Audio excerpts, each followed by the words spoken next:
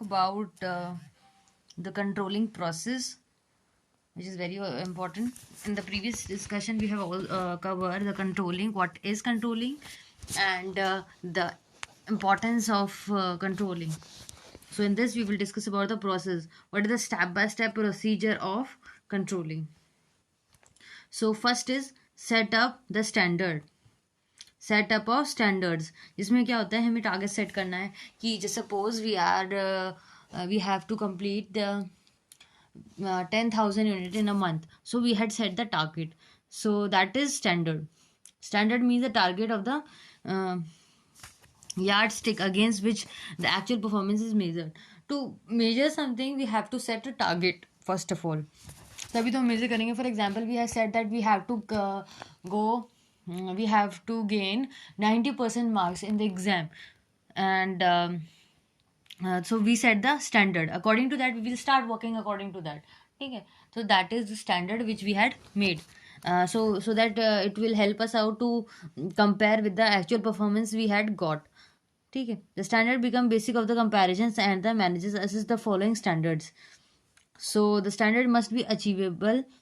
ठीक है, तो स्टैंडर्ड कैसा होना चाहिए? अचीवेबल होना चाहिए, जिसको अचीव किया जा सके. ऐसा नहीं कि इतना भयंकर सेट कर दिया कि हम उसको अचीव ही नहीं कर पा रहे हैं. सपोज हमारा जो मैन्युफैक्चरिंग है that will be like 1,000 unit per month वो ना करता है. ठीक है, हम ऐसे 1100 सेट कर सकते हैं. अगर हमने 5,000 6,000 सेट कर दिया तो इट इज़ इम्पॉसिबल टास्क. तो ऐसा होना चाहिए कि this should be achievable, high होना चाहिए, और very high standards which can, मतलब हाई या फिर वेरी हाई नहीं होना चाहिए, जिस can not be achieved are of no use. ऐसा होना चाहिए अचीवेबल, जिससे अचीव कर सकते हैं. ऐसा नहीं है कि बहुत बड़े स्टैंडर्ड रख दिए. Standard must be set up keeping in mind the resources of the organisation, and as far possible standard must be set up in a numerical और मेजरेबल टर्म्स. मतलब न्यूमेरिकल टर्म्स में होना चाहिए और मेजरेबल होना चाहिए. ऐसा नहीं कि हम उसको मेजर ही नहीं करें.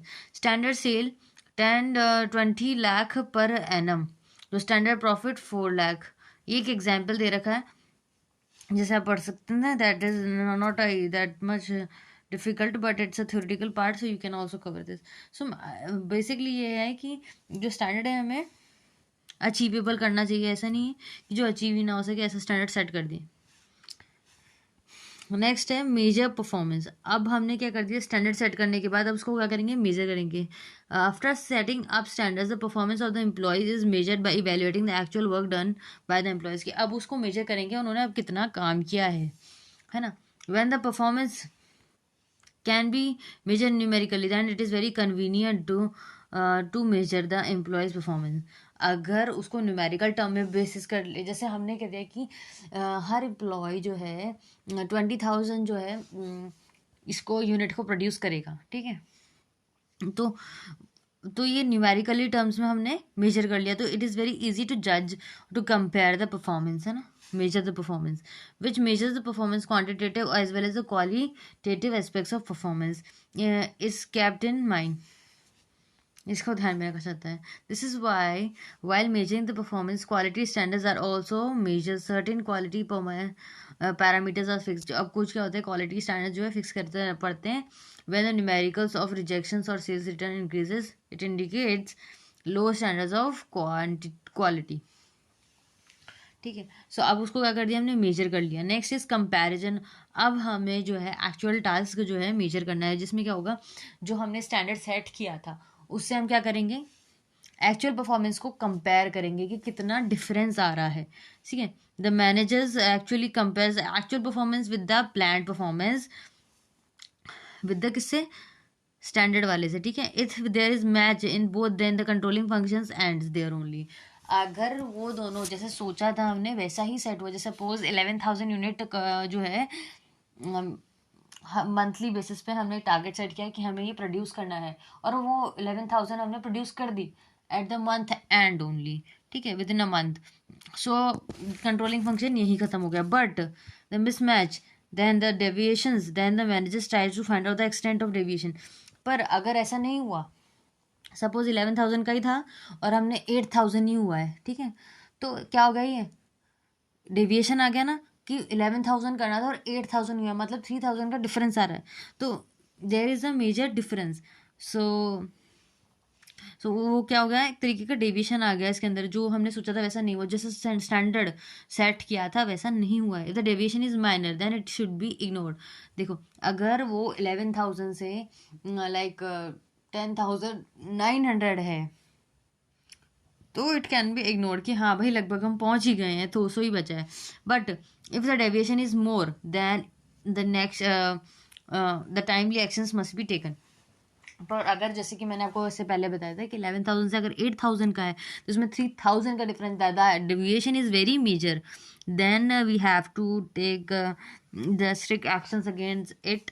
ठीक है, the timely actions must be taken. Next is analysing deviation.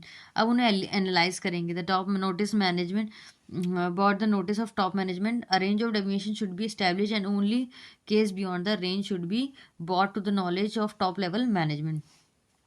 They must divide the deviation in two categories, दो कैटेगरीज में जो है डिवाइड कर दिया गया, जैसे critical point of control and management of exception. वही जो मैंने आपको बताया कि अगर the deviation is like minor तो उसे इग्नोर किया जा सकता है। अगर मैनेजमेंट बाय एक्सेप्शन ये कहता है में ends up controlling the deviation which are beyond the specific range should only be handled by manager and minor deviations can be ignored। अगर छोटा महीना जो है डेविएशन आता है तो उसको इग्नोर कर देना चाहिए, मैनेज बाय उसको मैनेजमेंट बाय एग्जेप्शन कहते हैं। और क्रिटिकल पॉइंट ऑफ कंट्रोल में ये हो गया कि अगर मेजर डेविएशन आ गया तो हमें स्ट्रिक्ट एक्शन लेना चाहिए अगेंस्ट दैट। ठीक है, नेक्स्ट है हमारा taking the corrective measures. Last है ये हमारा। अब उसके अगेंस्ट हमें क्या करना है, टेकिंग करेक्टिव मेजर्स लेने हैं। तो अभी जो है हमें पता चल गया कि अच्छा अगर माइनर है तो मैनेजमेंट बाय एक्सेप्शन हो गया वो, ठीक है, तो हम इसे इग्नोर कर देंगे, तो वहीं अपना जो कंट्रोलिंग फंक्शन है वो एंड हो जाएगा। बट अगर उसी जगह पर जो है डेविएशन ज़्यादा आ गया तो टेकिंग करेक्टिव मेजर्स लेने पड़ेंगे उसके regarding. On comparing actual performance the plan performance the managers will come to know about the deviation between the planned and actual performance, then the next step is to know the reason। अब हमें क्या करना है, उसका reason ढूंढना है कि deviation का क्या रीज़न है, क्या ट्राइंग टू क्या कि हम क्या करें फ्यूचर में ऐसा जो डेविएशन है वो ना आए, हमें उसको रिमूव करना है। तो उसके लिए क्या करना पड़ेगा, उसका रीज़न ढूंढना पड़ेगा कि ये कैसे आया। The managers takes measures to bring back everything on the track. अब उसको क्या करेगा, उसको सही करने की कोशिश करेगा कि किस तरीके से किया जाए। ठीक है, according to the plan taking corrective measures में इन्वॉल्व्स। ठीक है, टू हैंडल दैट है ना, उसके लिए क्या होगा, जो है करेक्टिव एक्शंस लिए जाएंगे। नेक्स्ट है it is the last process which is feedback in controlling. इसको हम मतलब ऐसा नहीं कि उसमें आता है, लेकिन हाँ ना भी कंसिडर होने लगा है कि feedback is in controlling. The controlling function does not end by taking corrective action as it continuous process. So after suggestion of corrective है ना मेजर सा फीडबैक रिपोर्ट इज प्रिपेयर्ड कि है ना इससे क्या जो है हमें फीडबैक मिला, इस सब के साथ में हमें जो सॉल्यूशन मिले, जो अल्टरनेटिव्स मिले, लिस्ट ऑफ कि क्या रीजंस आए, क्यों डेविएशन आया, सब इसमें जो है overall working of the organisation along the reasons and the corrective measures which have been taken, सब फीडबैक में आ जाएगा। Feedback act as a base establish the standards of for next year. इसकी वजह से ही हम आगे के स्टैंडर्ड जो है सेट करते हैं। Controlling process again start from first step. So controlling फिर से स्टार्ट हो जाएगा हमारा सेटिंग अप ऑफ स्टैंडर्ड से, फीडबैक की वजह से। ठीक है, क्योंकि हम आगे जो है स्टैंडर्ड आगे के लिए जो स्टैंडर्ड सेट करने वाले हैं according to the previous record report, उसके हिसाब से ही करेंगे। सो जो हमने कर लिया, फर्स्ट हमारा सेटिंग अप ऑफ स्टैंडर्ड, फिर है मेजर परफॉर्मेंस, उसके बाद परफॉर्मेंस को मेजर किया जाएगा, फिर उसके बाद कंपेयर करना है एक्चुअल परफॉर्मेंस से प्लान परफॉर्मेंस, फिर एनालाइज डेविएशन, अगर मेजर डेविएशन आ गया तो क्या उसका रीज़न फाइंड आउट करेंगे, फिर taking corrective actions regarding that, और उसके बाद फीडबैक लेंगे ताकि आगे के लिए हम वापस से जो है स्टैंडर्ड उस तरीके से सेट करें। ठीक है, I hope you are clear with this.